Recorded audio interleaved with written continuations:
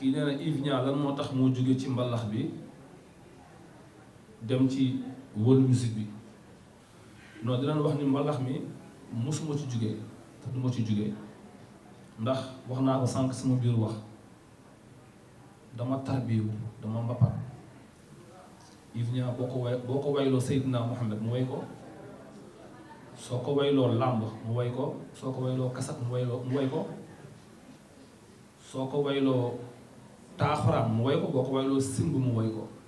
comme yàlla dogal na nag ci mbalax bi laa commencé te def naa ci ay morceaux yoo xam ne macha allah tey jii nit ñi bëgg nañ ko, nit ñi ñu ngi koy fecc ñu ngi koy baal, mais pourquoi pas Yves Niang seeti leneen pour nga gën a complet rek. dugg ci blues bi man ci way, dugg ci jazz bi man ci way, dugg ci afro bi man ci way, dem ci afro manding bi way ci traditionnel bi, parce que Youssou Ndour nee na musique amul frontière. te waykat pour nga complet dëgg il faut nga nekk polyvalent, il faut nga mën a way ci touche yëpp nga mën ci way. loolu moo tax ma def album bi cherché ci leneen, mais incha allah Yves Niang ba jusqu'à présent dafay way mbalax. ci festival yi ci àdduna bi Sénégal ci lañ bokk, mais rawatina nag Yves Niang miy toog moo tax ñu jël album bi tudde ko Air Afrique. dafay créer yu méttee métti yoo xam ni nit ki day dem ba nekk mag doo ko comprendre di moom lii ñu ko def xañ na ko lu bëree bëri ci àddunaam. c'est vrai que nag cosaanu jàmbur la, c'est vrai que am na ñoo xam ne mënuñu ko bàyyi, mais kiñ koy def dafay dem ba nekk mag doog a reconnaître ni moom lii ñu ko def vraiment métti na ko. te ñoom amuñu ko leen waxal. ñun ñi nga xam nag ñun ñooy porte de voix nag vraiment ñoo war a jël suñu responsabilité wax ko dénoncer ko ba àdduna yëpp dégg ko. xëy na ñi nga xam ne seen cosaan la buñ ko defee peut-être buñ ko wayee man na leen bañ a neex, mais artiste da ngay jël say responsabilité. moo tax ma jël sama responsabilité way xarafal jigéen. kii xare bu daanoo ci toolu xare nangu na sant yàlla lay def, kon nag man maa préféré way xarafal jigéen pour ñi nga xam ne dañ leen koy def te neexu leen vraiment ñu dénoncé ko. promotion bi nag ñun def nañ li ñu war a def, li ci des moom mooy presse bi, li ci des moom mooy fans yi, mais togg bu naree neex su baxee lay xeeñ.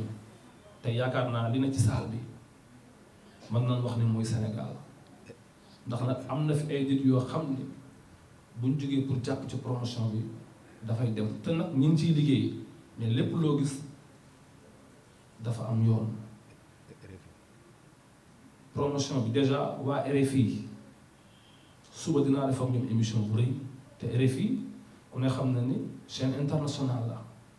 demee dinaa enregistré ak ñoom benn émission boo xam ni peut-être samedi dina génn. Ablaye gisee bu baax. promotion bi dina jàll ci bépp chaîne boo xam ne rek mi ngi ci àdduna.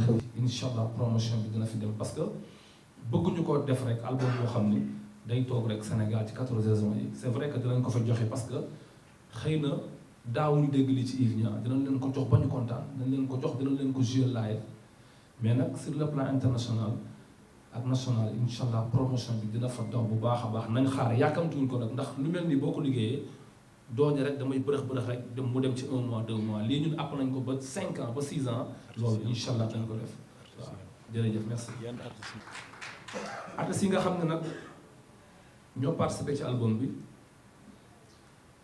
bëri na, ndax ki ma ciy njëkk a cité rek mu nekk ci salle bi toog nga xam ni wër na àdduna, professeur musique la, dem fu ne formé ay musiciens yu bëri ci àdduna bi, muy suñu ndam di suñu sens, dëkk Pikine, muy le maestro grand El Hadj Soumaré, ngeen tàcc ko mi ngi di toog.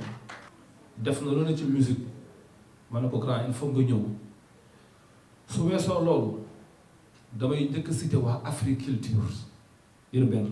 Tafa Mbaye nga xam ni vraiment moo nekkoon suma directeur artistique, wër àdduna bi di waykat comme man, mu bàyyi lépp ñëw taxaw.